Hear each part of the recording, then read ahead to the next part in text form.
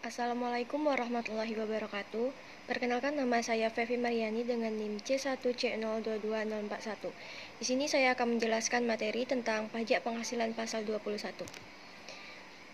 Terdapat daftar materi. Yang pertama yaitu pengertian PPh pasal 21, subjek dan objek PPh pasal 21, PTKP PPh pasal 21, mekanisme dan tarif pemotongan PPh pasal 21, kewajiban pemotongan PPh pasal 21. Pengertian PPh pasal 21 adalah memotong pajak dalam tahun berjalan yang dikenakan terhadap penghasilan yang sehubungan dengan pekerjaan, jasa, ataupun kegiatan atas nama dan dalam bentuk apapun yang diperoleh oleh WP orang pribadi dalam negeri. Penghasilan tersebut dapat berupa gaji, upah, honorarium, tunjangan, dan pembayaran lainnya.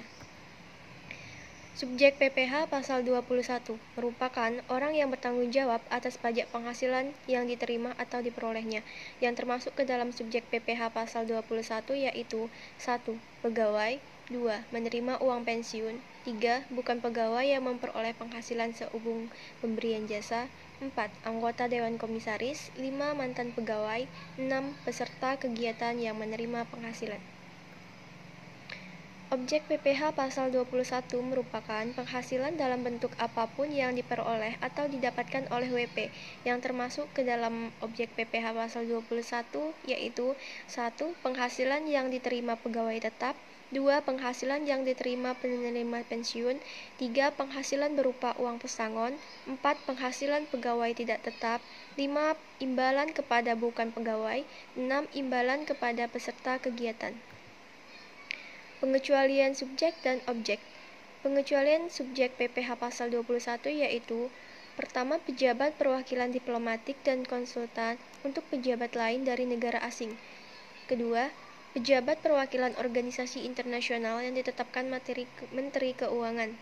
Pengecualian objek PPh pasal 21 yaitu: pertama, manfaat atau santunan asuransi.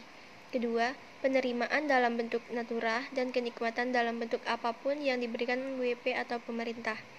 Ketiga, iuran pensiun. 4. Zakat yang diterima orang pribadi.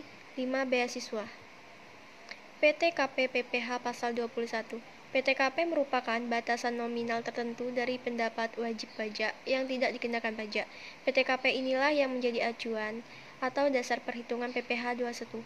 Adapun penyesuaian PTKP yang dilaksanakan pada 2023 adalah untuk menekan defisit anggaran dan meningkatkan rasio pajak, sehingga pemerintah mengambil langkah kebijakan fiskal.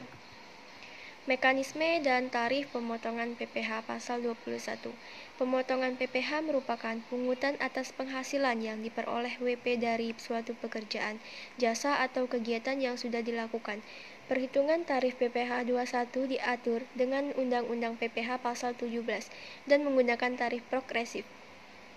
Mekanisme dalam pemotongan PPh 21 setahun adalah dengan cara mengalihkan PTKP atau penghasilan kena pajak dengan tarif pajak yang sudah ditetapkan oleh undang-undang, di mana terdapat rumus pemotongan PPh 21 yaitu pajak penghasilan atau WP orang pribadi tidak bersifat final sama dengan penghasilan neto dikurang PTKP dikali tarif pajak. Berikut ini merupakan tarif pajak menurut UU PPh dan UU HPP.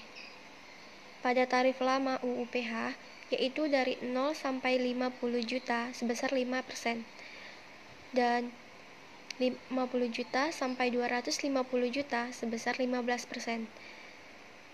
Rp 250 juta sampai 500 juta yaitu sebesar 25%. Di atas Rp 500 juta sebesar 30%.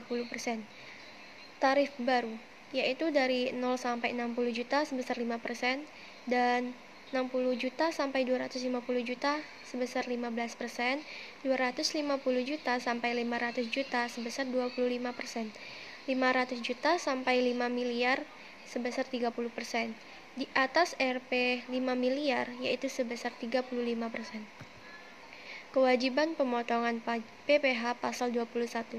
Pemotongan pajak ialah orang pribadi badan atau BUT yang mempunyai kewajiban untuk melakukan pemotongan pajak terhadap penghasilan yang diperoleh oleh WP yang termasuk dalam pemotongan PPh 21, yaitu pemberi kerja, bendahara pemerintah, dana pensiun, penyelenggara kegiatan. Kewajiban bagi pemotong antara lain, yaitu wajib mendaftarkan diri ke KPP, wajib menghitung pemotong, penyetor, dan melaporkan pajak setiap bulan, wajib membuat catatan perhitungan pajak, wajib membuat bukti pemotongan pajak, wajib menyetor pajak ke kantor pos atau bank, wajib melaporkan pemotongan dan pelaporan melalui surat pemberitahuan masa ke KPP.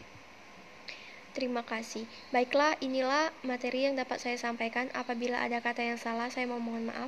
Saya akhiri. Wassalamualaikum warahmatullahi wabarakatuh.